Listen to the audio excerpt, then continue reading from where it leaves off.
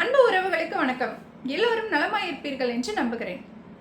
அன்பு சொந்தங்களே, திரு அண்ணாமலை அண்ணன் அவர்கள் ஆகஸ்ட் 2ஆம் தேதி கன்னியாகுமரியிலையும் 3ஆம் தேதி மதுரை மாவட்டத்தில் இருக்க வைகை ஆற்றையும் சுத்தம் பண்ணார்.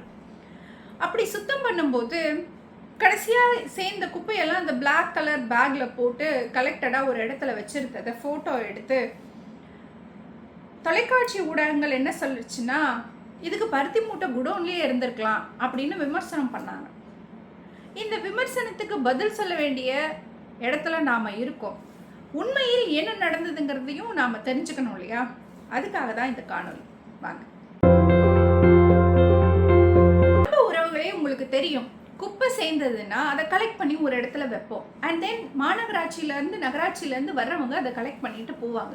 ஈவன் வீடுகள்லையும் நாம் அதை தான் பண்ணுறோம். குப்பையை கலெக்ட் பண்ணி கீழே கொண்டு போய் கொடுக்குறோம், அவங்க அதை எடுத்துகிட்டு போயிடுறாங்க இல்லையா? அதே மாதிரி வைகை ஆற்றை சுத்தம் பண்ணாங்களா? எஸ், சுத்தம் பண்ணாங்க.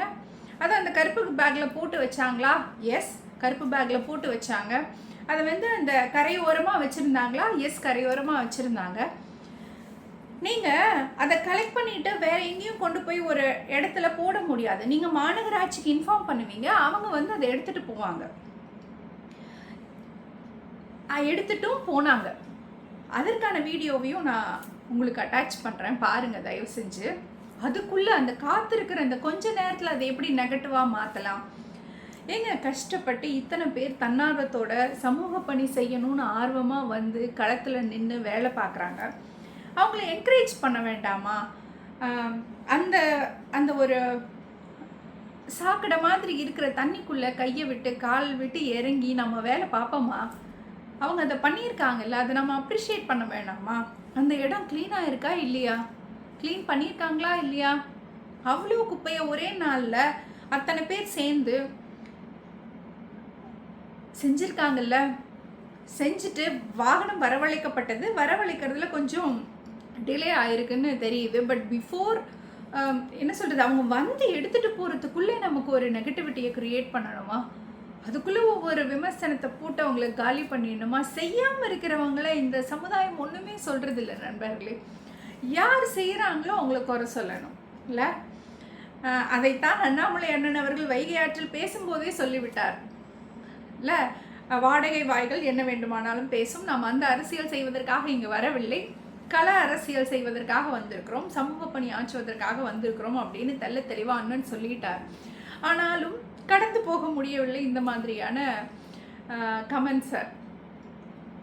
ஸோ திருப்பி என்னோட எக்ஸ்பெக்டேஷன் என்னென்னா, அந்த குப்பைகள் எல்லாம் அகற்றப்பட்டு விட்டன. அகற்றப்பட்டு விட்டதற்கு அப்புறம் அதை ஃபோட்டோ எடுத்து பாருங்கள். இல்லை நாங்கள் எடுக்கலைன்னு நினச்சோம், பட் மாநகராட்சி எடுத்துட்டாங்க அப்படின்னு சொல்லி உங்களால் செய்தி போட முடியுமா? ஏன் போடலை? இது ரொம்ப வருத்தமாக இருக்குது. உண்மையான செய்தியை பரப்பணும். மக்கள்கிட்ட நெகட்டிவான இன்ஃபர்மேஷனை ஒரு என்ன சொல்கிறது, அவங்க செஞ்ச உழைப்பை வீணடிக்கிற விதமாக இந்த மாதிரியான விமர்சனங்கள் மக்கள் சபையில் நிராகரிக்கப்படும், அவை அங்கீகரிக்கப்படாது. இந்த மாதிரியான விமர்சனங்களுக்கு திரு அண்ணாமலை அண்ணன் அவர்கள் அஞ்சி மனம் தளர்ந்து போகிற மனிதரும் இல்லை. இது மாதிரி பல இதை பார்த்தவர் அவர், ரைட்? ஸோ அவர் தொடர்ந்து முன்னேறி பயணித்து கொண்டே இருப்பார். விமர்சனம் செய்பவர்கள் பின்னால் நின்று விமர்சனம் செய்து கொண்டு தான் இருக்க வேண்டும். அவர் முன்னேறி சென்று கொண்டே இருப்பார். மற்றும் ஒரு முறை வைகை ஆற்றை சுத்தம் செய்த திரு அண்ணாமலை அண்ணன் அவர்களுக்கும் களத்தில் இறங்கி வேலை பார்த்த அனைத்து தலைவர்களுக்கும் கோடான கோடி நன்றி. உங்களுடைய உழைப்பு வீண் போகாது. மதுரை மீனாட்சியும் கள்ளழகரும் உங்களை ஆசீர்வதிப்பார்கள்.